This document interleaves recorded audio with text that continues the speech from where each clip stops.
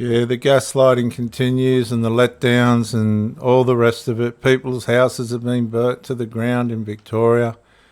They didn't give them the money for their fire trucks and whatnot, and this is what you get. Good afternoon. First at 4, the Victorian Premier has been heckled while touring the state's bushfire zones. Let's go straight to Nick McCallum. Nick, good afternoon to you. Locals in Alexandra are furious. They are, Alex. When the Premier arrived at the Alexandra Hospital this morning, she was heckled initially by a lone protester who yelled, "Shame, shame." But as the Premier toured the facility, then did a media conference, the crowd swelled to about 40. They demanded to see her. They are furious their internet has been cut. They are also furious that emergency fodder for their stock can't get through roadblocks, and they're also furious, or even more furious, about the fact ageing CFA trucks are breaking down on the fire field. Now,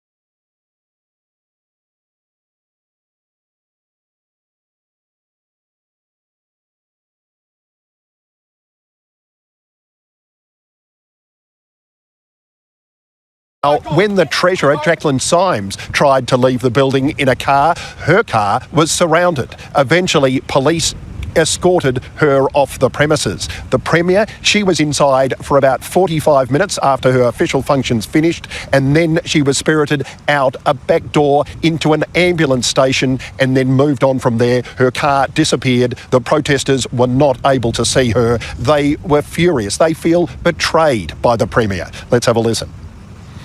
Shattered like everybody around here. To see even this morning the statement issued denying that funding had been cut to our services when we had firefighters on our doorstep crying, apologising for not being able to get trucks to us sooner, for having to leave fires, pick the ones they could help. All we're here for is to talk to Jacinta Allen with respect. Is that right? That's right. Okay, we're all in agreement. Yes. She can come out here and be a hero, but she can't talk to the local community. Come and talk to the local community. What about the locals? Hey, look at them driving around our tax dollars. Lovely. Glad your income's working. If people want to ask her a question, I'd like to think she'd say, all right, I'll answer a few questions, and that's all. The fact that she's not coming, I think it's frustrating them. I think they feel like she's hiding. She's here a disaster, and she won't speak to the people. She won't confront them. She goes out a back road and hides. And when she was inside the hospital at the media conference, she was confronted with another battle, this time about CFA funding. Now, the CFA's own figures indicate over the past 3 years, their income from government grants has dropped from $351 million to $339.5 million. Now, the Premier insists, though, the funding has not been cut. Mysteriously, the latest figure for CFA funding was meant to be released in October. It has still not been released. The Premier says it's an issue from the Auditor-General and that should be rectified soon. Let's have a listen to what she said. $40 million rolling fleet replacement program that has been initiated in response to understanding that we do need to continue to modernise and upgrade the fleet. She's gaslighting us. That look. Why all of a sudden are they making out they're fixing up the fleet? It's a lie, viewers. It's all a lie. And if you've noticed, internationally, the politicians have failed, and they're failing worse and worse by the day. I don't know how many properties have been lost and all the rest of it, but I know it was bad. There's something like more than 90 vehicles have been put out already through the program, and many more that are on the manufacturing line. All the vehicles. Where are the 90 vehicles then, Jacinta? That's just another lie. That go out into the field are deemed safe to do so. But once again, Alex, we spoke to other members of the CFA out in the field, and they were complaining about their ageing trucks, many of them over 30 years old, many of them having electrical and radio problems. Also today, it's been confirmed it's now more than 500 structures statewide which have been destroyed in these recent fires. The CFA also says while the conditions are favourable at the moment and they are working hard, they become bad again, extreme again next week, so there's no chance to relax. OK. This report's a little bit more dramatic. Jacinta Allen's been held up. Evening. Jacinta Allen has been holed up inside a regional hospital as furious locals demanded answers about Victoria's bushfire disaster. One local yelled, "Shame on you," as the Premier headed into a media conference to announce more financial support. Ollie Haig was there. On the ground in Alexandra, a political storm awaited Jacinta Allen. Shame on you, Premier. Residents demanded answers as the Premier made a beeline for the entrance of the local hospital. Shattered like everybody around here.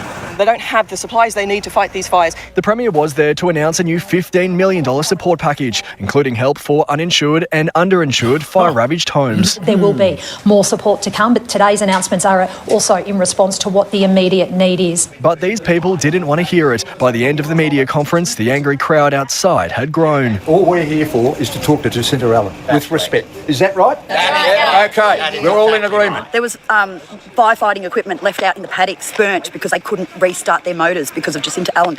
The Treasurer's chauffeur-driven car was surrounded as she left, but the group wasn't after her. Jacinta Allen was still stuck inside after 45 minutes, but she gave protesters the slip. She can come out here and be a hero, but she can't talk to the local community. Run out. Can't even face a little crowd. She goes out a back road and hides, a back door and hides. It's not good enough. The fury coming amid revelations about ageing CFA tankers, including this 35-year-old truck suffering brake issues during the Harcourt blaze. I would never have had the resources I needed on Friday. All our local CFA volunteers are asking for is a straight answer. Questions too about why the CFA's annual report hasn't been released, prompting the Emergency Services Minister to hang up on a 3AW reporter. Why hasn't the report been lodged like other departments have got it done? Why hasn't yours? I am now going to go into the State Control Centre and continue to do my job, and I thank you very much for this conversation. See you later. Well, some roads have now partially reopened. See, they haven't got the answers, viewers. They're just having yous on. They're putting the money in the bank. They're sitting in their offices. They ain't going to get done what needs to be done. Look at the roads. Look at all the failures. It's failure after failure after failure. And it's all about people making money. And for residents, there's still more than 100 closed across the state. And it's that limited access that has many farmers furious, particularly when it comes to transporting crucial feed in and out of their properties. And we can't get the hay in because they're blocking it at Yay. And they're starving to death. Excuse Now me? they've got the roads blocked so the farmers can't get supplies to their livestock. Look, it's sabotage. It's political sabotage.